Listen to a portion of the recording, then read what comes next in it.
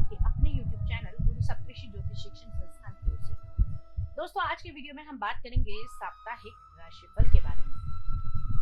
कैसा रहेगा 13 फरवरी 2023 से लेकर 19 फरवरी 2023 तक का ये सप्ताह ग्रह गोचर की दृष्टि से आपके लिए। कौन कौन से विशेष व्रत, पर्व और त्योहार होंगे और क्या क्या इस सप्ताह में आपको करना है और क्या नहीं करना, जानने के लिए हमारा पूरा वीडियो अवश्य देखें।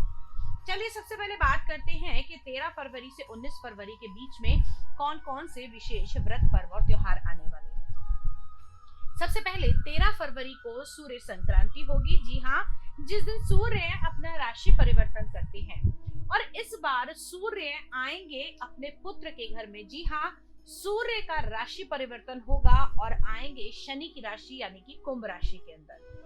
15 फरवरी को शुक्र मीन राशि में प्रवेश करेंगे जो उनकी उच्च की राशि है। 16 फरवरी को विजया एकादशी का पर्व मनाया जाएगा तथा इसी के साथ बहुत बड़ा पर्व, जी हाँ, भगवान भोलेनाथ की कृपा पाने का एकमात्र सरल उपाय, एकमात्र ऐसा दिन जिस दिन आप कुछ विशेष उपाय करके अपनी मनोकामना को पूरा कर सकते हैं।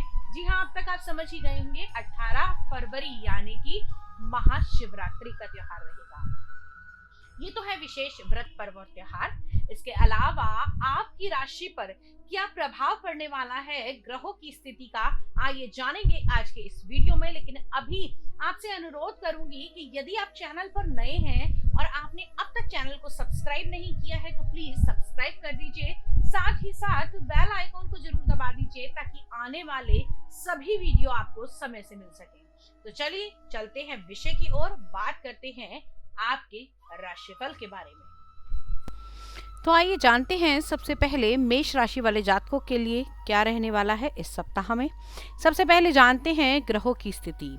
जैसा कि मेष राशि वाले जातकों के लगन में अभी राहु का गोचर चल रहा है, दूसरे भाव में मंगल गोचर भ्रमण कर रहे हैं, कुंडली के सप्तम भाव में चंद्रमा और केतु की युति चल रही है, बुधदेव विराजमान हैं यानी कि गोचर कर रहे हैं अभी आपकी कुंडली के दशम भाव में।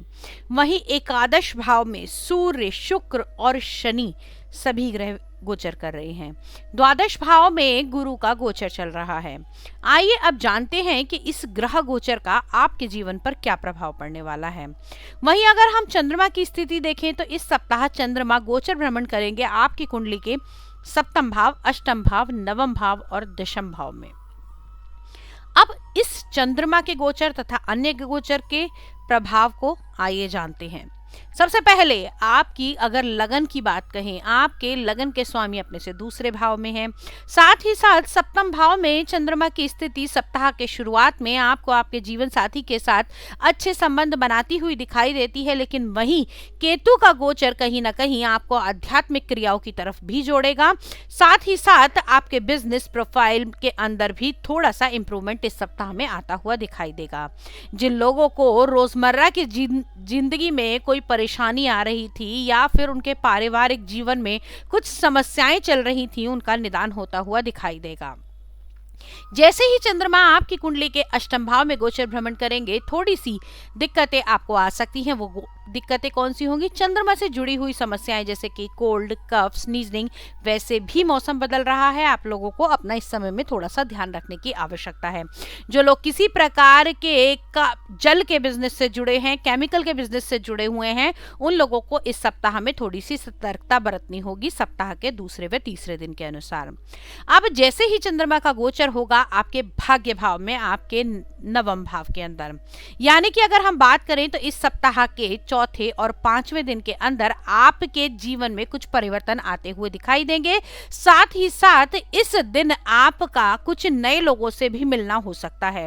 जो लोग आपकी दैनिक दिनचर्या के साथ साथ आप लोगों के जीवन के व्यवसाय में, आपकी पर्सनल लाइफ में भी कुछ चेंजेस लेकर आते हुए दिखाई देंगे।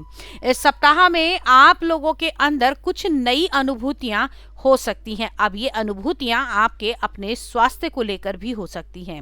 स्वास्थ्य की दृष्टि से यदि हम बात करें तो इस सप्ताह में स्वास्थ्य आपका मिला जुला रहने वाला है।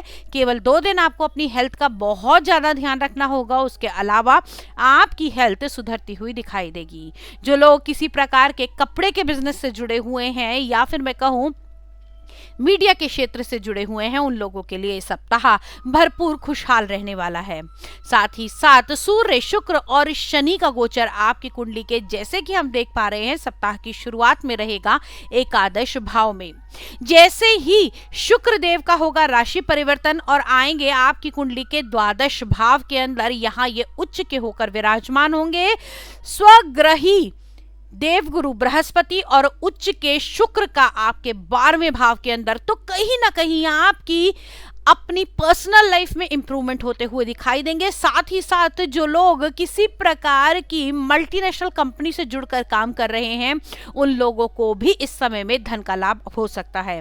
मेष राशि वालों, अगर बहुत दिन से सरदर्द की समस्या से पीड़ित थे और खर्चे कंट्रोल नहीं हो रहे थे, तो घबराइए मत। इस सप्ताह में खर्चे तो होंगे, लेकिन इन खर्चों से आपको खुशी भी मिलती हुई दिखाई देगी। साथ ही साथ आपका लाइफस्टाइल भी ऊंचा होगा। हाँ, जीवन साथी पर इस समय खर्चा कर सकते हैं, क्योंकि आपके सप्तम भाव के स्वामी और आपके द्वितीय भाव के स्वामी यानी कि सेविंग के स्वामी अभी उच्च के होने जा रहे हैं। तो इस सप्ताह में आप अपनी लाइफ पार्टनर को या अपने लाइफ पार्टनर को कुछ ऐसी चीजें दे सकते हैं, कुछ ऐसा गिफ्ट कर सकते हैं जो आपके लिए लॉन्ग टर्म में अच्छा रहेगा। कुछ गोल्ड, डायमंड की ज्वेलरी आप दे सकते हैं। साथ ही साथ कुछ संपत्ति बनाने के योग भी बन रहे हैं। इस सप्ताह में आपको आपके परिवार का पूर्ण सहयोग मिलता हुआ दिखाई देगा।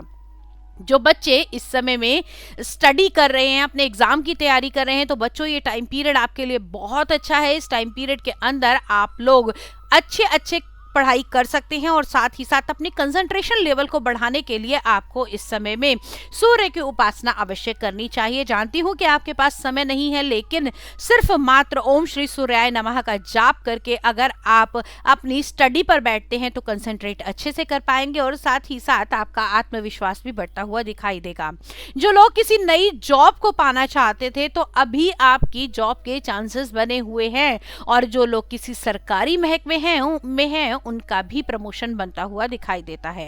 ये सप्ताह आपके लिए खुशियों भरा हो सकता है, लेकिन इस सप्ताह में कुछ चीजें आपको बहुत ज्यादा अवॉइड करनी होगी। जैसे कि अगर आपके मन में अपने पारिवारिक जीवन को लेकर आकर कोई संशय है, तो उसको अपने दिमाग से निकाल दीजिए, क्योंकि इस संशय से हो सकता है आपकी पारिवारिक लाइफ उथल पुथल हो सकती है। इस सप्ताह में अपनी बहन, भतीजी या फिर मैं कहूँ अपनी छोटी मौसी, बुआ, इन सबको अगर आप अच्छे इनके साथ संबंध बनाएंगे तो आपके पदोन्नति भी होने के चांसेस बढ़ेंगे। साथ ही साथ आपके कार्य क्षेत्र में भी सफलता मिलती हुई दिखाई देगी। जिन लोगों ने लोन के लिए अप्लाई किया था, उन लोगों की इच्छा इस सप्ताह पूरी होती हुई दिखाई देती है।